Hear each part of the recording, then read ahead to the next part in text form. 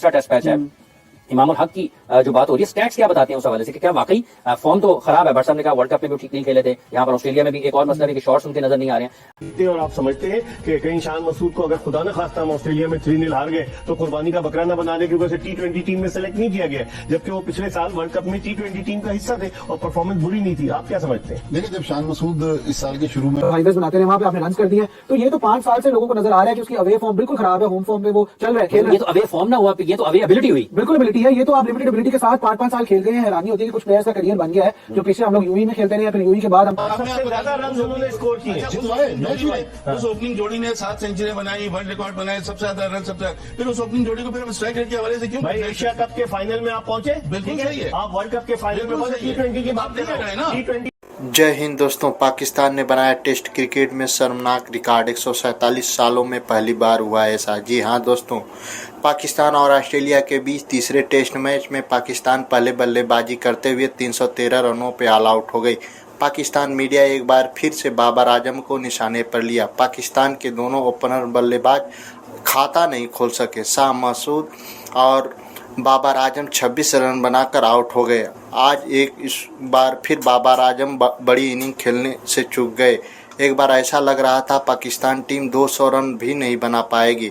Mohammad Rizwan 88, Salman Ali 53 run बनाकर Pakistan team को सम्मानजनक स्कोर तक पहुंचाया। लेकिन पाकिस्तान के ऑलराउंडर आमिर जमाल क्या शानदार पारी खेली। 82 रनों का ताबड़तोड़ बल्लेबाजी करते हुए 9 चौके और 4 छक्के जड़े। इस तरह से पाकिस्तान 313 रनों पे ऑल आउट हो गई।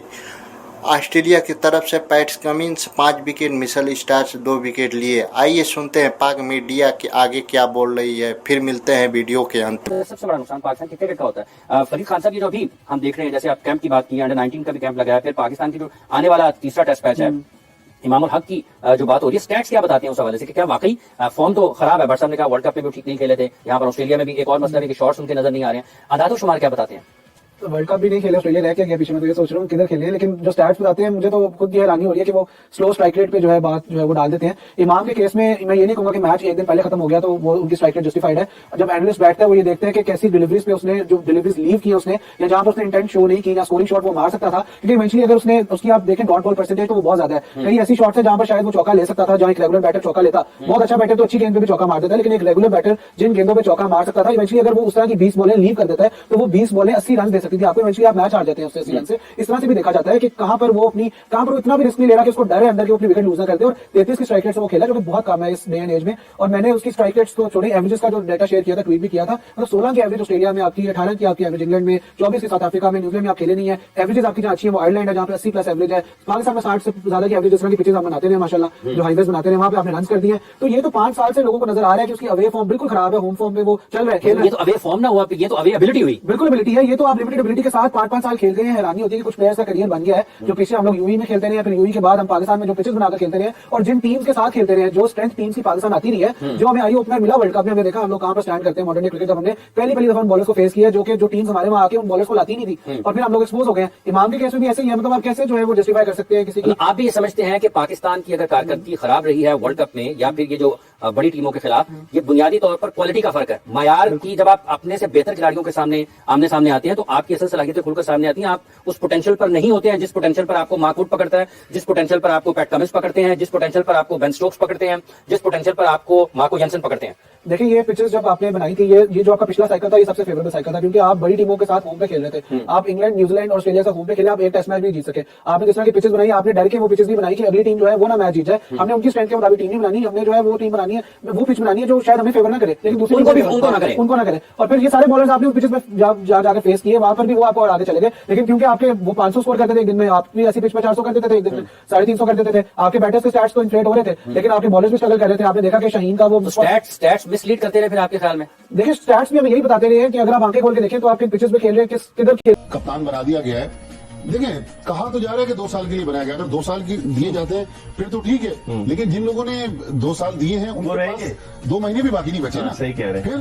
फिर जो ऑडियो लीक हुई है, मेरे और आपकी बात की शायद इतनी अहमियत नहीं, वो ऑडियो लीक अगर आप करवा दें पता चल तो वो गया। सब पता चल रहा है कि क्या हो रहा है। हाँ, तो इसका मतलब ये हुआ अभी तो एक साल तक कोई टेस्ट मैचेस ही नहीं है ना अक्टूबर तक पाकिस्तान के। तो शान मसूद इस सीरीज के बाद अब उन्हें T20 में भी नहीं रखा गया है, वनडे तो है ही नहीं अब कोई, तो इसका मतलब वो आराम ही करेंगे फिर। देखिए वैसे तो T20 फॉर्मेट भी खेल सकते खेलते हैं, थे। वनडे हाँ। खेलते थे, लेकिन उनको वर्ल्ड कप में नहीं ले जाया गया। लेकिन एक बात है इकबाल कि शान मसूद को अपनी परफॉर्मेंस से भी बेहतर इंसाफ करना पड़ेगा। इस परफॉर्मेंस के साथ आप 30 रन बनाकर 5 रन बनाकर पाकिस्तान नहीं चल सकते। अगर शान मसूद टेस्ट मैचेस में भी रन करेंगे तो उनका वनडे या व्हाइट बॉल का केस मजबूत होगा, लेकिन अभी तक वो अपना केस खुद ही कमजोर कर रहे हैं। क्या कहेंगे मुनीरुल्लाह साहब? देखिए शान मसूद की जहां तक बात है, ये बात बिल्कुल सही है कि शान मसूद जब तक बैटिंग परफॉर्म नहीं करेंगे और उनकी फिर टीम में ही जगह नहीं बनेगी, कप्तानी तो दूर की चीज है। आपकी बात बिल्कुल सही है, 3 टेस्ट के बाद टेस्ट मैच का for the time being sir खत्म हो जाएगा तो कप्तान तब्दीली की बात नहीं आएगी। लेकिन शान मसूद के आने की जो एक बड़ी वजह है, जो हम देख रहे थे कि एक ही प्लेयर एजेंट के 8 प्लेयर हैं, उनकी फिर चीजें जो है उनके चीजें दोस्तों इससे पहले पाकिस्तानी मीडिया बोल रही थी कि हमारे खिलाड़ी भारत के खिलाड़ियों से बेहतर खेल सकते हैं। पाकिस्तान मीडिया अपने खिलाड़ियों का गुणगान कर रहे थे। पाक मीडिया बोल रहे थे हमारे पास दुनिया के नंबर 1 बल्लेबाज और कोई भी बल्लेबाज हमारे बल्लेबाजों का टक्कर नहीं दे सकता। हमारे गेंदबाज क्या गेंदबाजी करते हैं, कोई भी बल्लेबाज हमारे गेंदबाजों के सामने नहीं टिक सकता है। अब जाकर समझ में आया कि भारत ऑस्ट्रेलिया को घर में घुसकर हराया था। पाकिस्तान टीम को अब ये सोचना चाहिए कि कहीं हम 3-0 से न हार जाएं। दोस्तों ये वीडियो पसंद आई हो लाइक कमेंट और सब्सक्राइब कर देना। ताज़ा अपडेट के लिए बने रहे न्यूज इंटरटेनमेंट एच पर। इसी के साथ जय